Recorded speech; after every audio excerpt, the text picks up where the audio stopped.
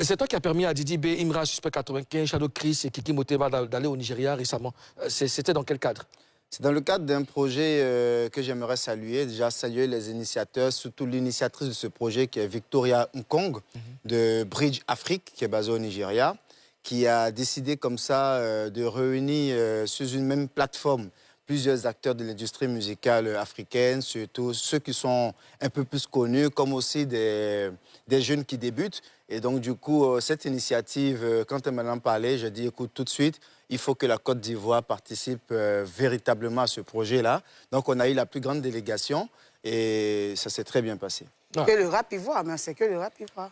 Parce que c'était beaucoup axé sur la musique urbaine qui avait des tendances aujourd'hui qui pouvaient se faire exporter au niveau du Nigeria, au niveau international. Mais on connaît tous la rivalité dans le rap ivoire.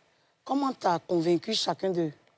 Ben, je pense que c'est des personnes quand même qui sont assez professionnelles et on partait pour défendre les couleurs de la Côte d'Ivoire. C'était important avant tout. Donc, ils étaient conscients, chaque artiste était conscient du fait que même s'il y avait des petites incompréhensions au niveau national, on partait sur un autre territoire, on partait sur un projet international et donc il fallait taire les querelles et puis se comporter comme des professionnels et ils l'ont très bien fait. Excuse-moi, Président.